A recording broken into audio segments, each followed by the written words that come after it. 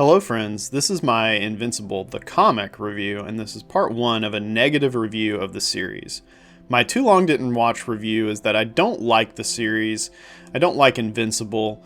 It's a 3 out of 5 work that goes on way too long, and because it forces in so many bad plot points and social issues that it gets lowered to a 2 out of 5.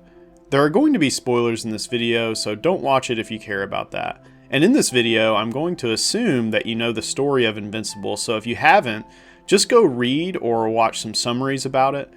Wikipedias have the story pretty well summarized, and it's kind of a neat, thing to follow. There's also videos and lore videos on the series, so you could probably go watch that too instead of reading a comic. Part 2 of the video series is going to be about the major specific problems of the comic. This video is going to be an outline of the general socio-political issues that the comic has. What I really mean is that Invincible has a lot of ham-fisted woke slop in it, so if you're already hating this video and you don't want to hear it, then you should just watch part 2. It's way less political and more about the direct problems that the comic has. So should you read Invincible? Not if you want to really enjoy something, but if you're interested in seeing an example of how a comic can become laden with shocking social issues, then you might enjoy it from like an archaeological or looking for an example type of perspective. Invincible started in 2003. The first 30 issues of Invincible out of 144 are decent enough, although a little slow-paced.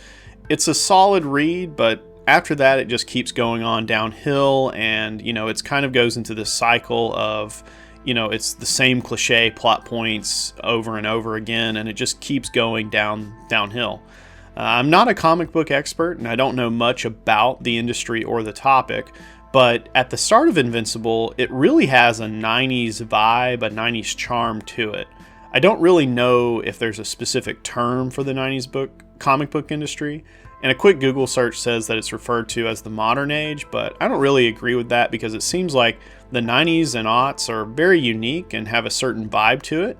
It's uniquely post-80s and pre-teens, right? And 2010s is a completely different style than the 00s. So I think it deserves its own term rather than just lumping it up all into one big modern age. But, other than that, I'm not an expert. I don't know how to term these things, but that's just something I've noticed. All right, enough with that tangent. Invincible did have an Invincible series. It's a pretty decent show, although it does hit some rough spots and it does change the source material. And from here, in this video, there's going to be spoilers, so you've been warned. Although to be honest, again, just read the Wikipedia summaries, and there you go. One of the big source material changes is that the first love interest of Invincible is a blonde, blue-eyed bombshell, very typical, and in the TV series, she's changed to a black, independent girl. But luckily, this doesn't really get in the way of how good the TV series is. Another change is that the best friend of Invincible, William Clockwell, is a normal white guy heading to college, and he's a bit quirky. He's the comic relief type of character who doesn't have superpowers. However, in the TV series, he's shown outright to just be gay, and they make absolutely sure to explicitly show that. In the comic, he doesn't start out as gay, and they reveal it way later in issue 80 in 2011. And, with this, I'll talk more about the William Clockwell character later. Oh, and one last thing. They changed Rex from white to mulatto or something. I don't really exactly know his race, but they definitely changed it there to, represent more of a darker skin-toned individual. So, even with these changes, it doesn't hurt the Season 1 adaptation at all. It's still pretty okay. But let's now focus more on the comic itself. In 2005, the way they handle Eve's character is that after a bad breakup, she decides to go to Africa to help people. This isn't bad at all. I think it's a decent plot point, and although it's not well explored, it shows that superheroes like Eve are thinking about making a difference in other ways than just fighting the bad guys. But even with that, it's not as if poverty doesn't exist elsewhere. It's just kind of a brain-dead assumption of, Africa needs our help. We must give them as much money, aid, and food as possible. even though Africa has an overwhelming amount of aid and natural resources, it's still impoverished. And their people are proliferating into starvation and disease. I mean, this is kind of happening, even in the early 2000s. This has kind of been the tale of Africa after post-colonialism. And I guess my point is that God forbid they actually think about the real issues that Africa has. There's corruption, organizationalism, warlordism, barbarianism.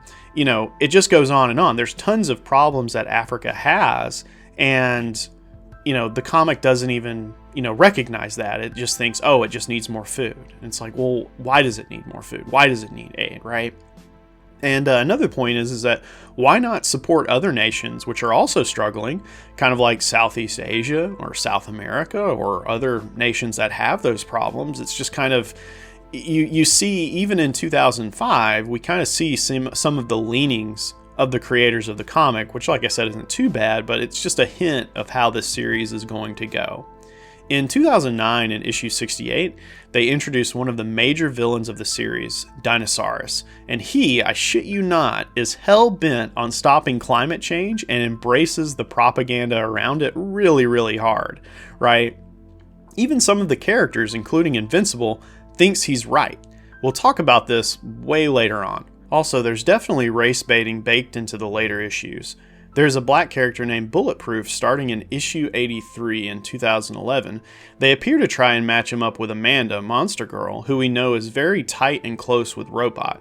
In the series, Monster Girl's ability is that she can transform into a big monster. This causes her to get younger. The younger she gets, the more powerful she becomes in her monster form. This causes her to be in her 30s, but looks like a 13-year-old.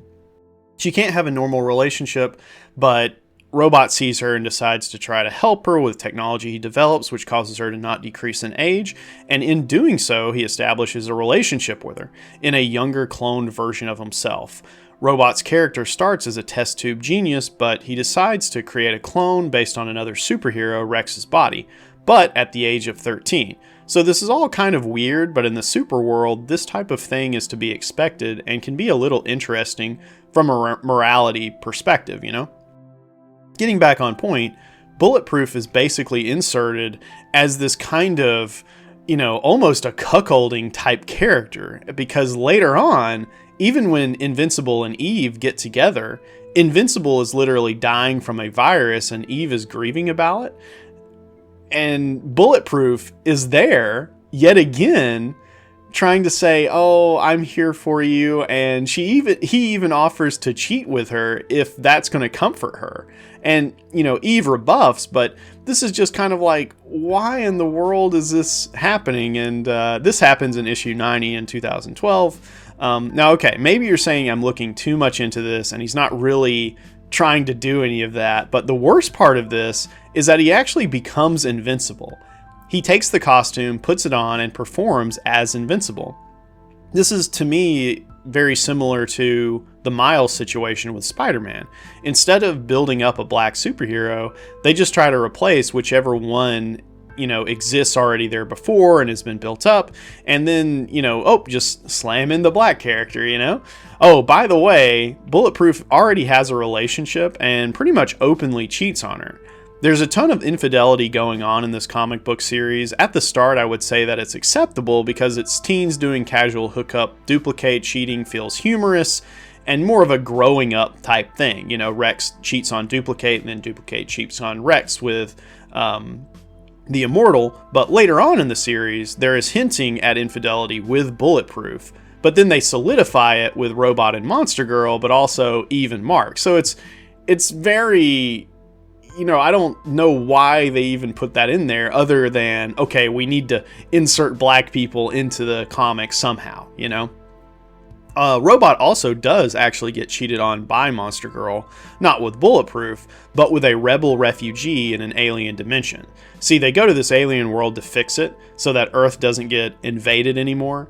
Robot handles it all according to his plan, eventually rules over the planet, basically turning it into a utopia. Monster Girl doesn't like his methods, but for example, he exiles the former leaders of the planet. And then, Amanda claims it's inhumane. At this point, Monster Girl and Robot are a established lover couple, but with this spat, Monster Girl basically abandons Robot and goes to join the rebels, ends up cheating, and ends up having a child with the rebel refugee. This is in 2012 as well. And so it's like, okay, so you're hinting at the cheating, and then you also have cheating. And then Mark and Eve also end up in an infidelity scandal as well. Although this is more excusable, and just to point out when this happens, this is issue 129 in 2016, Mark gets wrapped up into an alternate history of the past for 5 years. And so Eve thinks he's dead, so she ends up in another relationship, but they break up right before Mark comes back, which Mark is perfectly fine with. But here's the issue with that, okay? And this is kind of why I feel a lot of this social shock stuff is just forced into the comic.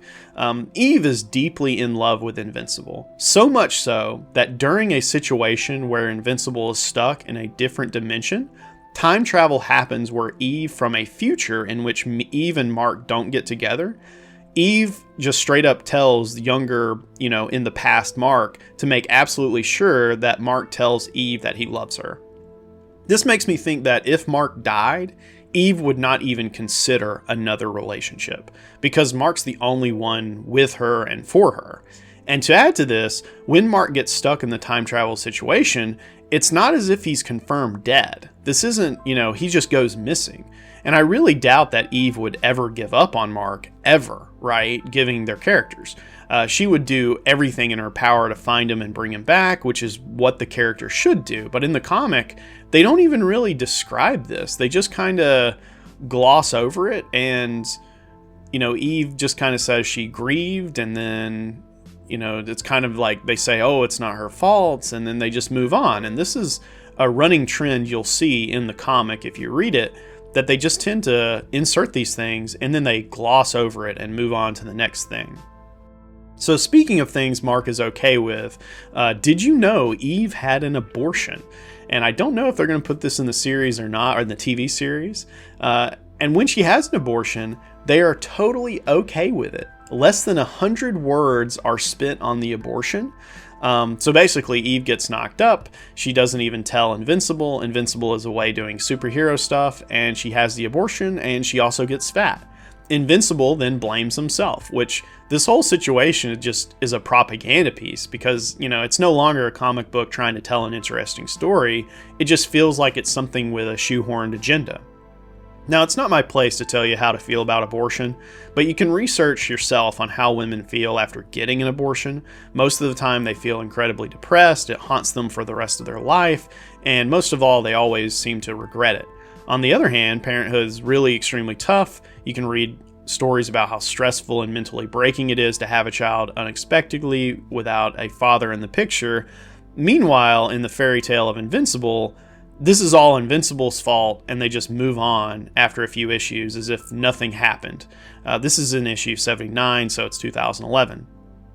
This also, this abortion thing, goes against Eve's character.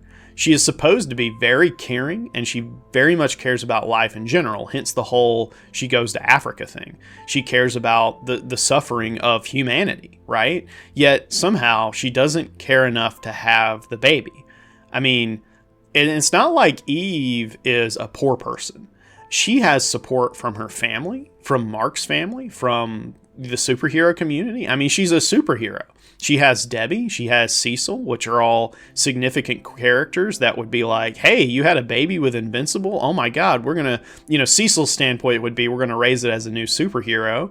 But Debbie would be like, hey, it's my grandson. And so I guess my point is that she would be well taken care of if she had the kid. And it's not as if she's opposed to motherhood, because they have children in the future anyways, but it just feels very off character in a lot of ways. Also, speaking of other shocking stuff, Invincible is raped, which adds to the infidelity drama. In 2014, in issue 110, Invincible is literally raped.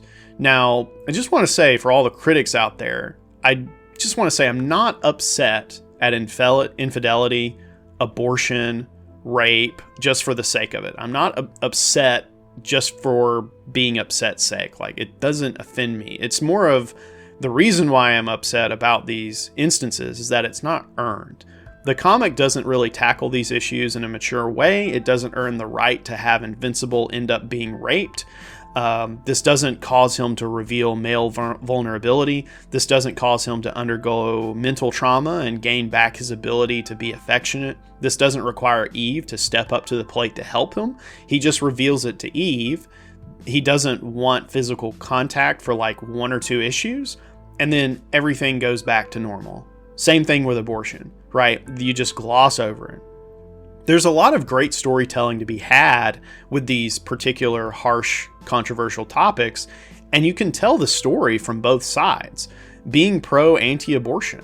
And even with rape, you could have made a statement on the Viltrumites' culture being pro-rape, because, you know, literally the strongest gets to take the mates, right? So you could talk about, you know, stuff of that nature and saying, hey, there is pros to the strongest getting exactly what they want. And then there's also cons, right? You can do that. But again, Invincible just backs off completely with the topic and goes on with the show. So, back to the character of William Clockwell. He was never intended to be gay. What he represents is the normal person, which allows some perspective in the superhero world. And what's more important is that he's excited to be around supers. When he learns Mark can fly, he always asks to be flown around on the joyrides. And this comic laughably jokes about it every time it happens by saying like, oh, you know, this is so gay. And it's a pretty humorous joke because as other characters have to fly William around, they always come to the same conclusion. They're like, this is so gay. And flying in the series is pretty humorous too, because it talks about the different ways of how to hold someone when they fly. Don't carry someone up by the armpit. It's uncomfortable. Carry them by the waist or hold them cradle-like, right? And it's kind of, you know, it's a meta commentary on the comic book world, which is pretty cool, and I like that. But back to William, he's supposed to be the supportive, fun character that we want to see support the supers in the series. He isn't exactly an insert for the reader or the comic book fan, but he's a best friend. And with him being the best friend, Invincible really drops the ball with so many missed opportunities. Even though he has the title of good friend, what does he actually do? Nothing.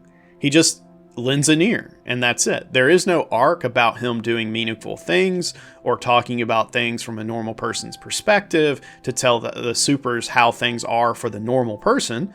He just listens to Mark's problems, and that's kind of it. He doesn't offer any solutions. And what's worse is that despite having him as a best friend, he doesn't even get a farewell. They shoehorned him as gay, have him date someone which was turned into a cyborg monster, and that's kind of it. At the end of Invincible, they go into the future to show a glimpse of how the world is progressing after the series, and many characters get send-offs, but William doesn't really get one. You would think that there would be a funeral for him saying how he's an old friend, but maybe I missed this. Series ended in 2018, and the last time we saw William was in 2015. I mean, they do kind of part ways, but I feel like for a best friend type of character, they would still have made the connection here and there through the series, which would have warranted a send-off. So, lastly, the last topic I want to talk about is Dinosaurus, and how he's laughably bad. He wants to destroy parts of human civilization in order to stop global warming. What he does is plants bombs in Las Vegas first, which detonate. And then later, they turn this into, they turn the bomb site into one big giant solar plant where Las Vegas once was. But if the writers did a tiny bit of research, even a tiny bit, they would realize that most of Nevada is a giant desert. And not just Nevada, California. It's the Mojave, right? Where you can build a giant solar plant pretty much anywhere. You could have the city and you could have the solar plant. So you might ask, why aren't there solar plants all across the Silver State? This is a bit complicated because different studies say different things and technology is advancing, but ultimately it's down to the government. The government doesn't care to have an initiative to build things. They don't care about having solar plants, right? They say they do, but they really don't. Because here's my point. Right now, there's like 100-something pending solar power plants in Nevada, and already you have conservationists worrying about it and lobbying against it, talking about, the lands need to be preserved, right? You have to build solar panels. You have to take the space, right? You have these people who are just anti any sort of solution, and the government caves to them. So does Invincible talk about these things at all? No. This is why I think I am so far removed from the fantasy of Western comics and Western storytelling, because cape shit doesn't really work with bureaucracy. Most superheroes are criminals of some kind, and if they existed, you better believe there would be some sort of government organization trying to stop the heroes from doing anything. So with this plot point being dismantled as kind of stupid surface level slop, what happens after the power plant is built? Well, Invincible actually agrees with Dinosaurus and says, oh man, oh geez, this is so great, he is helping the people and building power plants. Dinosaurus was also captured and imprisoned, so Invincible gets this genius idea to break him out while using Dinosaurus's ideas to change the world for the better. My question is like, what idea? Building a solar plant? I mean, it is established that Dinosaurus is a genius, so there is that. But it's nonsensical to think that Invincible would really come to the conclusion of helping the bad guy. In the end, Dinosaurus' grand master plan, undertaken without Invincible knowing, is to depopulate the Earth with massive bombs in the North Pole to blow it up, which causes massive environmental destruction all over Earth and kills millions of people. How he did this without Invincible knowing is also fairly insane, because you would think, okay, Invincible really wants to help the world. Well, you would think he'd be monitored and he would want to help Dinosaurus in his plan. And this is just not what happens. He's really he has a lot of issues as a character, because you can tell the writers didn't really think it all out. And what's worse is that at the end of it, the way he's convinced he is wrong is that Invincible talks to him for maybe about 50 words, and then Dinosaurus agrees that he's wrong. That is not how any of that works, right? This feels like a video game charisma check, a la something like Arcanum, where you don't have to even do anything. You just have a high charisma stat and you win the game. Oh, you're talking to the boss and the boss is going to fight you? Oh, just talk to him in high dialogue and, use your charisma, and suddenly he gives up. Nice button press. There is no reason to why Dinosaurus would ever change his mind about his motivations. And thinking more about his motivations, he wants to save human civilization by depopulation, but wait a minute. When you think about it a little bit more, they have access to space travel. There are vast alien species in the universe, and although most of Earth is unaware of this, it's possible. Dinosaurus himself even knows about the aliens. What I mean is that the natural resources in space are effectively infinite. So there is no need to do any of this depopulation stuff on Earth when you have the vast cosmos at your fingertip. So what's really the motivation behind Dinosaurus? Well, he really just wants to be king of Earth. Why does he want to be king of Earth? I guess because he's evil, right? He's egotistical. And, there's a little bit stupidity along with that. But the problem is he has genius intellect. He knows he cannot be king of Earth. There are too many superpowers that exist in the world that will stop him, right? He can't win. And so ultimately, his ultimate motivation at the end of the day is to be king of Earth, but he knows he can't be king of Earth. So why did he do any of this, right? And even if he was to win the day on Earth, he would still have to deal with the Vulturemites. He would still have to deal with all the other alien civilizations that can come conquer him. So there's no way he can win, which again is why I say this is just poorly written, poorly thought out. All right, so this concludes my unhinged rant on Invincible the comic, part 1. I really wish I had not read it and just understood that it was just another comic with loads of bad plot points and characters, and I kind of just wish I had watched a Wikipedia summary instead, or just stuck to the TV series. Anyways, thanks for watching. Bye-bye.